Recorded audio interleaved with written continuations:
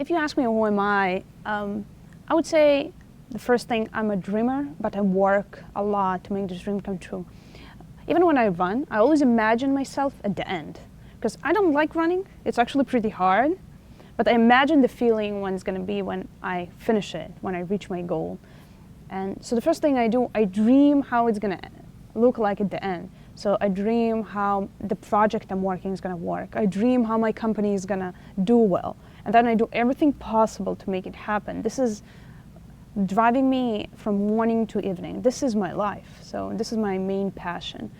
And I think that having this passion, and sometimes people are going to say, hey, you're not going to make it, because everybody can give a bad advice as well. But I see myself already at the end of the journey. And the moment I imagine it, it has to happen. Kira Radinsky is a Ukraine-born Israeli scientist, inventor, and entrepreneur who has been featured on Forbes 30 Under 30 and MIT's 35 Under 35. She co-founded Sales Predict and then sold it to eBay. She's now the chairman of Diagnostic Robotics. In this episode, Kira shares the many elements of her professional and personal philosophies that underscores her statement: the best way to predict the future is to create it. I was born in Kiev, in Ukraine. There was no food, there was really bad, there was a lot of anti-Semitism. It was really hard for somebody who was trying to make a living or make any types of changes. I came to Israel when I was 4, the first time Jewish people could actually leave USSR. Israel, I think, was around 5 million people at the time, and in less than 1 year, 1 million people, 1.5 million people from USSR came to Israel, and I was one of those 1 million people. So my parents came here, to Israel with nothing, basically with luggage, and that's it. So when I was 15, actually I might be in 14 at that time, I started making websites, and then I started a company called Promicide, and we're building more and more websites. And what I felt is that I'm spending so much time on building a certain website just because the person would ask me, hey, can you change the title? Can you change this image? I was like, why won't I give you a technology so you can do it and then I can do whatever I want? Because I have school, I have university. At one point I went to the army as well. So I built a content management system. I took some open source and I added on top of it, and I gave them the option to control it. I partnered with another company who was doing the marketing, the sales, everything related to that. And this is how we built, I would say, my first business. So what Sales Predict is trying to do is change the way business is done today. I always dreamed about changing the way decision-making is always done by making it much more scientific. And we're bringing predictive analytics and techniques that use data mining and historical analysis into businesses, helping them improve churn, improve revenues, and more than that, try to create a better ecosystem in business by making it much more scientific. When I started even my PhD, I had this idea that we can take data on the web and make predictions out of it. I came to my advisor and told him about this idea, and he told me that, well, this is a nice maybe project, not a PhD. And he said, I'm not sure it's even publishable. I was like, you know what? Let me do it as a project even. He agreed. I made a project. I was like, hey, but if we already did it, maybe we should write an article about it. And this is how we actually started it. And we made pretty amazing predictions, made predictions about cholera, started working with the Gates Foundation to start preventing them, riots, even the riots in Sudan, genocides, different understanding of different economical movements. And my husband has been doing, I think, already 4 startups. And he told me that I had an option about being a professor or becoming an entrepreneur. And he asked me, why do you want to be a professor? I tell him, I really love science. It's like, why don't you want to be a professor? It's like, I don't like the feeling that we don't get things done, that we study for study. And it's like, so you know what? Be an entrepreneur. You can make your dream a reality and make it a big product and make it happen. And I called my first manager in Microsoft. He was a big guy managing the security department at that time. And I told him about the things I was doing in the last 3 years. And I was like, hey, listen, I finished my PhD pretty fast in 3 years, and I know how to predict the future. And he told me, it actually was on the phone, it was like, well, you know, in every company I work, we always have the problem. We want to make more money. The problem is, we don't know how. Can you predict that? Can we predict how we can make more money? And I went over the weekend, sat at home and wrote a prototype and showed him that based on some historical data that I got from a certain company, I can predict future events for this company. And it's like, oh, wow, that works. And so he quit his job and we started Sales Predict. If you really believe that what you're doing is gonna work, don't be greedy, right? Just make it happen, right? Give it to somebody for free. So this is how we started. I came to a market stand and say, hey, listen, you can benefit from my experience of what you're gonna do. And I really believe this is something that can influence your business tremendously. Let's first make it work for you, and you don't even have to pay, right?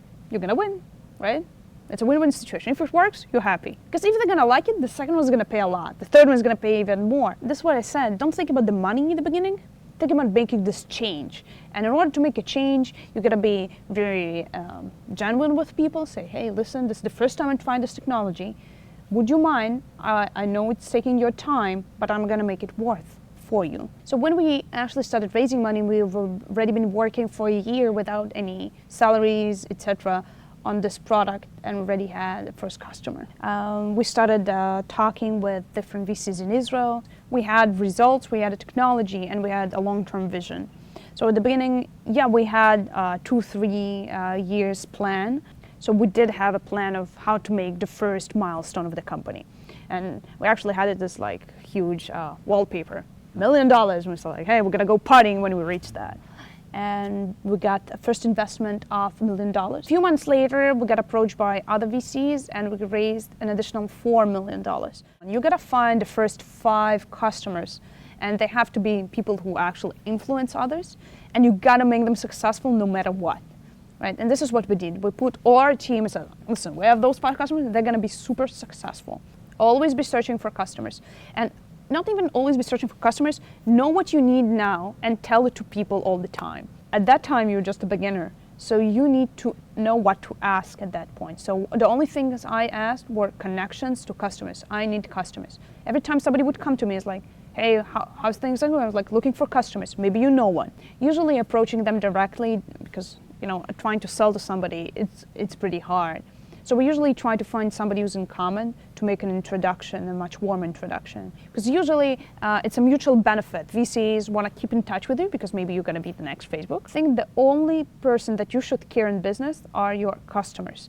The first thing you need to understand is, why would somebody come to me, right? You can think about yourself if you are your own customer, or ask somebody, right? So you need to understand the pain that people have today, which is unanswered.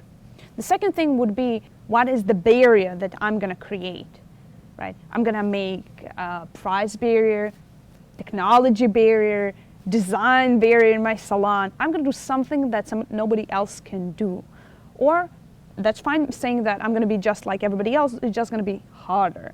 You just need to find the different business model from others, otherwise you're going to be just like everybody else. For me, to understand what market research is, we started reading blogs on the web of people who are influential. You can learn a lot from people who already studied that for several years.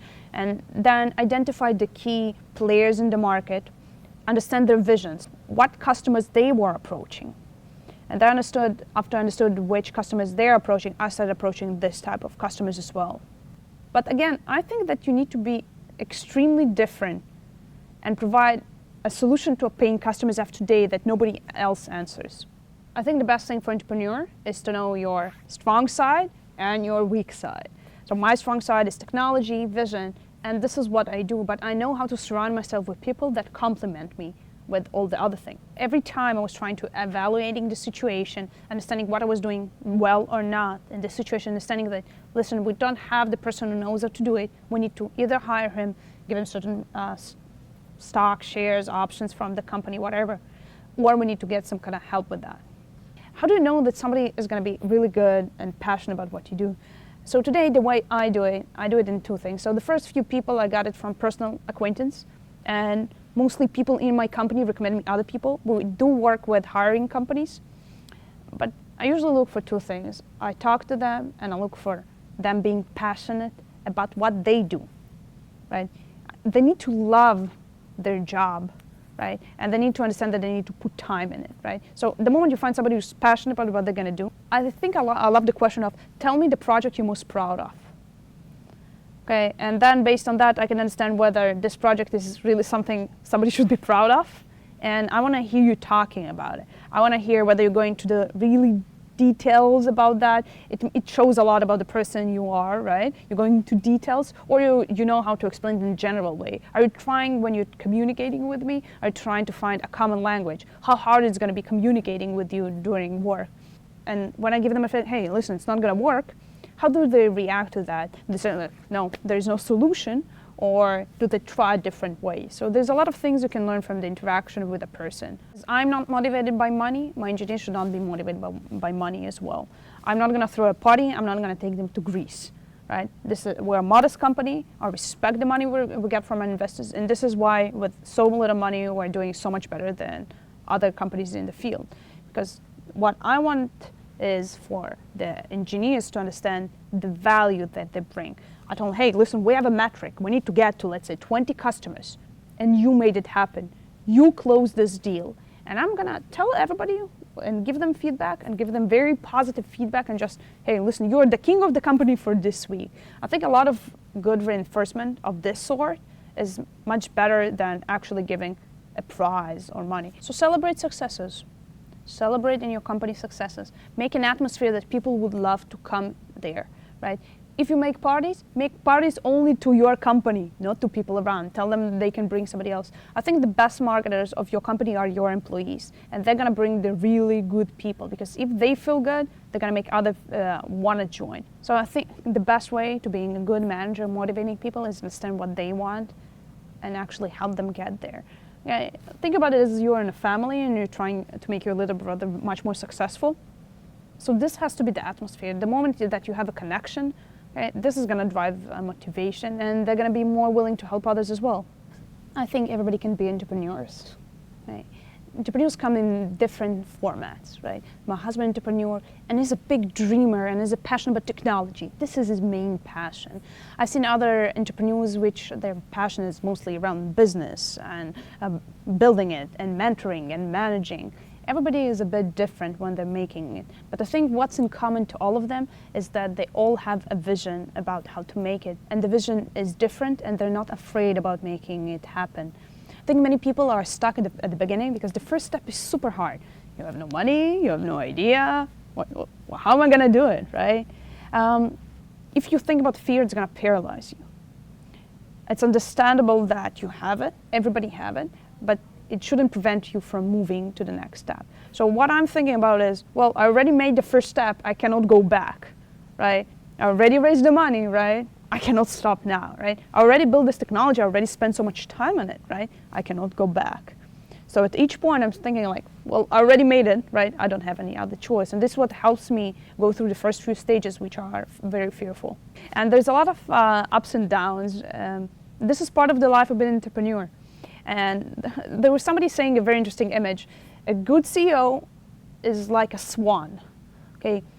It's just like a king on the water, calm, doesn't move a lot, pretty, but beneath the water, he's just moving his legs like this, right? And I think this is mostly what entrepreneurs do. And this is not a big deal to fail. I actually appreciate people who tried and failed than people who never tried. And I think part of failure is try it again. It's not a big deal, you fail, but people who give up, those are the people I do not respect. I don't know, if you're on a bad idea and it's not working, giving up and moving to another better path, that's fine. But I think that people who are much more persistent are the ones who are going to succeed eventually, because it's hard all the time and you will fail all the time. Okay? Even the most successful people you know now had so many bumps on the way. And the idea is fall and get up. This attitude of giving back and helping each other, this is what actually made Israel the startup nation. Today, I always try to give back, at least with the same values that I was brought on. And not because of my parents, they didn't teach me that, the environment did.